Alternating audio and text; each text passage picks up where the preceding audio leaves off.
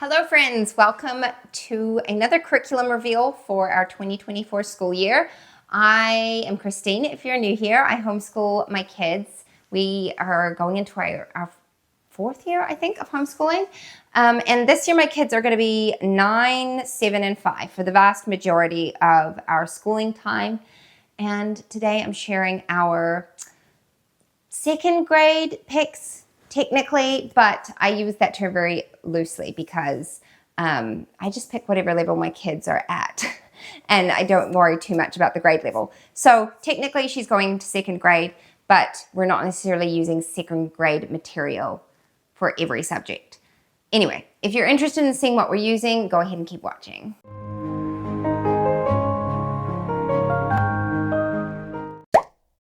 I did do a curriculum review of first grade and what we used in 2023, so I'll link that here if you want to go see that. We are changing some things up. Some things are staying the same. Most of it's staying the same, but we did change one subject, so I'll chat about that. But let's start out, I think, with math. So for math, this year we're doing second grade math with confidence. We did first grade math with confidence last year, and she did incredibly well with it. Her math skills just grew a lot last year and she did super well. She enjoys it. I enjoy teaching it. I'm actually going to be using this curriculum with all 3 of my children this year because it's just one that works really, really well for us. It's one that I can get in PDF format and print at home. So easy to put together. And because I'm using it with all 3 kids, I print out the instructor's manual and it's non-consumable. So I can use that again. And then I just have to print out the workbook. So I only had to print out her little workbooks, which I don't know if it came in 2 or if I printed it in 2. I don't remember. But these are her workbooks she'll be using this year, and we're excited to continue with that. She was like, am I going to learn how to multiply? Because I really want to learn how to multiply. And I was like, to wait for 3rd grade for that. But she's done really well. I've been very proud of her. Okay, and then language arts. Now, this is where we did make a big change, and it was actually a change we made at the end of 2023, and I didn't share it because I wanted to see how it went and then let you guys know when I did my curriculum reveal. And so we finished off the Good and the Beautiful level K last year and started level 1.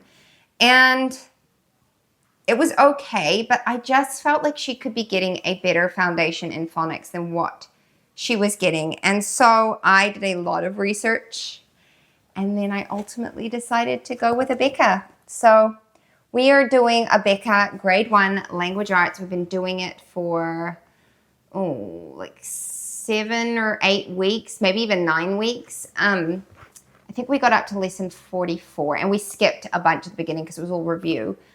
But it has been going really, really well. I've just seen a huge improvement. I've seen a lot more confidence from her and I feel a lot more confident teaching her phonics. Abeka is incredibly repetitive, but it's not in a bad way. And as long as you know how to modify the curriculum to make it work for you and feel confident in that, then I think it's a really, really good curriculum. So it is more traditional, more workbook based, but again, you can modify it to make it work for you. So I am going to be doing a video that films a flip through and an overview, and I'll chat more about how I make it work for our family.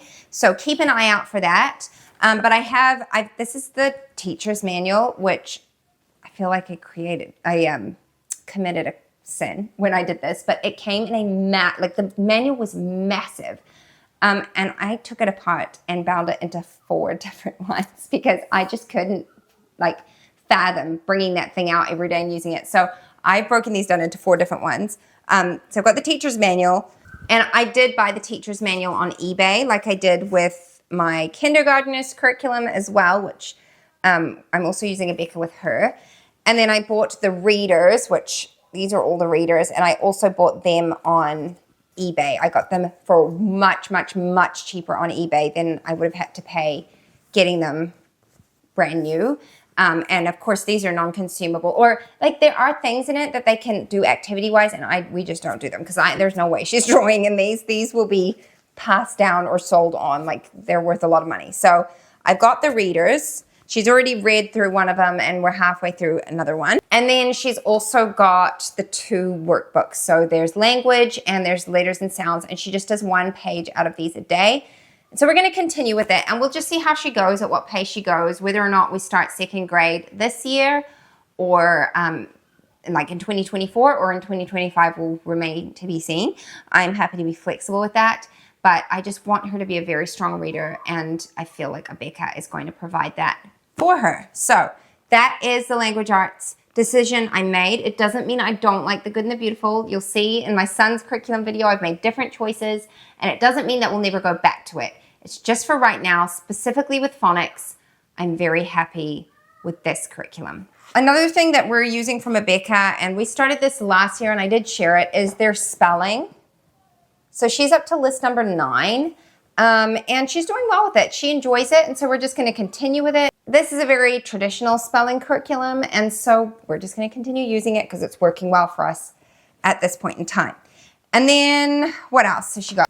She's got handwriting as well. So handwriting is her favorite subject, and this year she's very excited to get into cursive writing.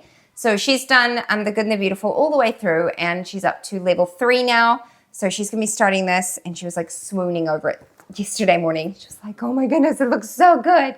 So that's her handwriting. And then the last thing that she has got is literature. And literature, she did Sunlight level 1 readers last year, and she got about halfway through those. So she's continuing with those.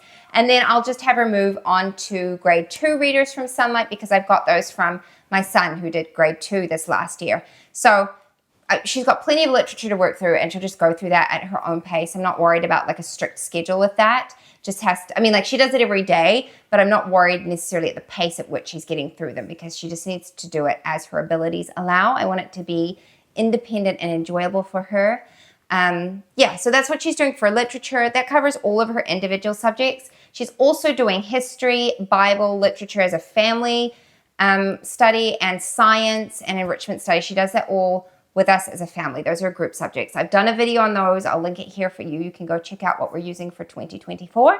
But I think that's everything that I'm using for 2nd grade, and I'm excited for this year because I think she's going to do really well. So leave any questions you have for me down in the comments below, and I'll see you in my next video. Bye-bye. The world had more of your smile. What if the wind could spread your love? What if your sweetness could reach everyone? There'd be no war.